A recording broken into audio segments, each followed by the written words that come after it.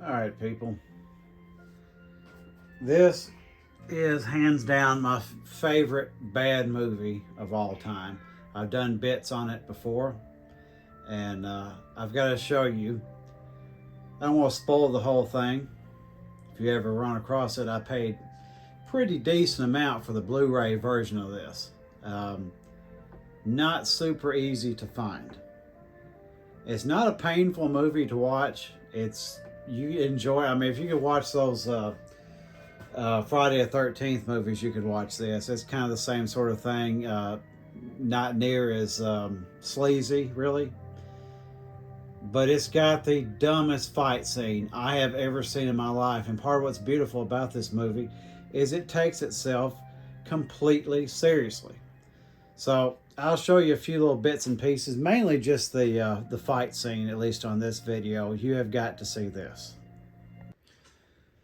So you have two of our main characters. They happen upon this cave. I'll leave out some details here because you need to watch it. And you have this guy right here who's sort of living in this cave. Kind of bedraggled and everything, tore up. Looks like he's been there a little while. And he's acting a little strange, so they start talking to this guy and try to find out his backstory and everything.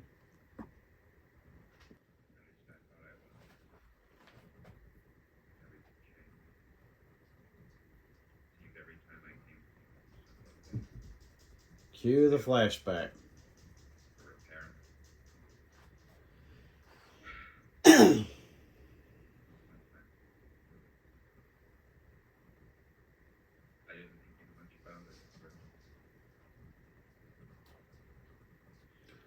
Okay. Here we have our little flashback. So many questions you're going to have here.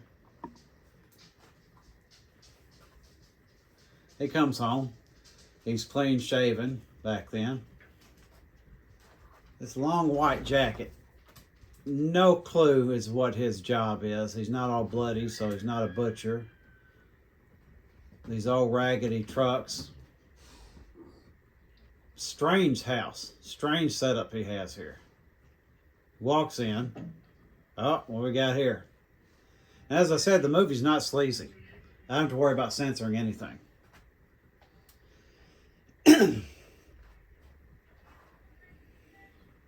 Yeah. Hi, honey. What are you doing off work so early?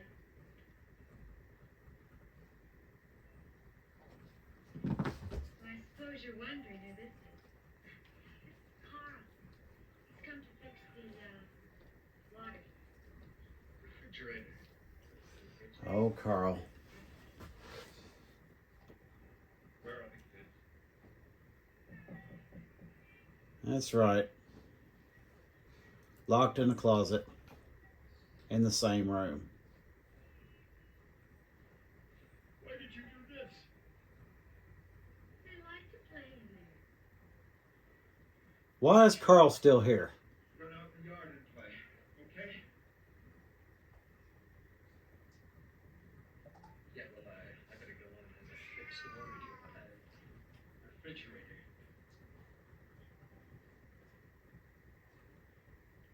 What'd you expect me to do? Practically empty. Well, I'm surprised you didn't figure it out long ago. Yep. All those men. They weren't here on business. They were my lovers. So you get sort of the gist of that. And let's see. So they go back from the flashback and they ask what he did. He said he did nothing. Then we go back to the flashback.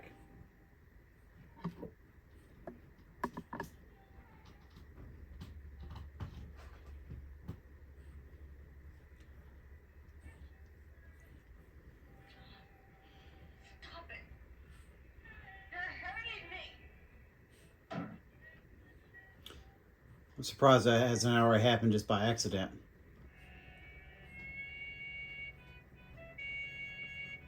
Any accidental head-hitting enthusiasts there in the audience. Apparently I'm an expert. All right. Now here's a really funny part. Where is he going? Where is he going? He gets a knife that would actually never be in the kitchen. It looks like a Bowie knife. Where on earth is he going? He can't be going where you think he's going. There's no way. He's wearing jeans. What kind of uniform was that? Yeah, that's right. Carl's still here. He's still here. Uh-huh. Oh. Something. I think he just threw nothing. Empty jug. That didn't really do any good. Uh-oh. Broken wicker chair. Clearly missed. Oh. Suddenly has some fighting ability. He runs away. Now he's running away from him, right?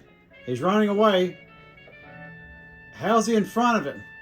And he's got a saw, like a two-man saw almost. Of course, that was ineffective. Hits him with some rotten wood. Now he runs away again. Apparently broken bicycle store. He's in front of him again with a pitchfork. Use one of these broken bicycles. That's right. Trained by Pee Wee Herman. That's right. Oh, he's in front of him again.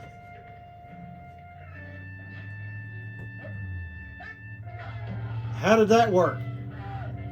Why is it making a buzzing sound, but it's not on? What would it even be connected to?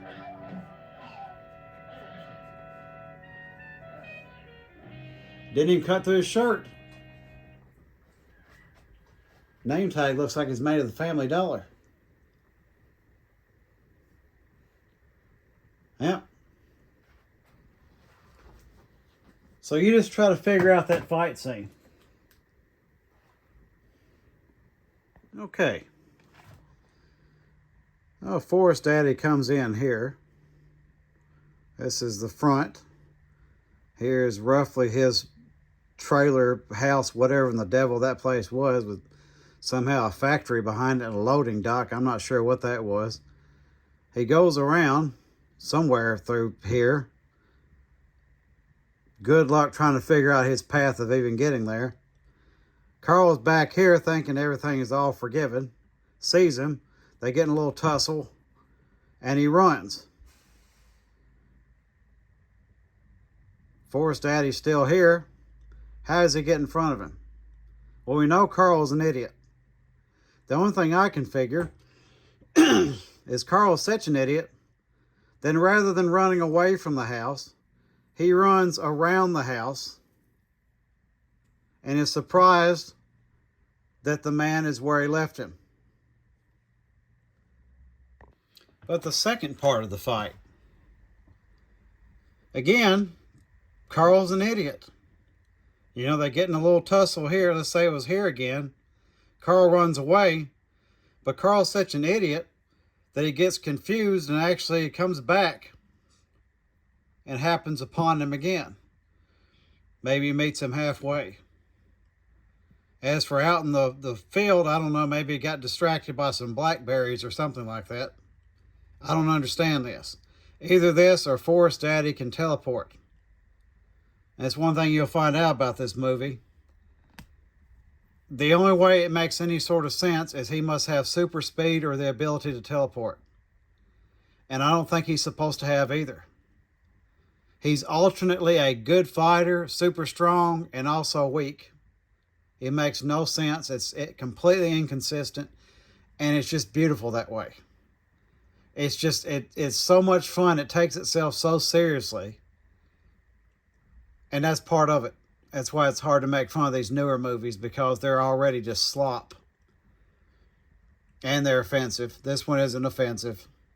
It's just absolutely ridiculous and fun. Highly recommended if you can run across it.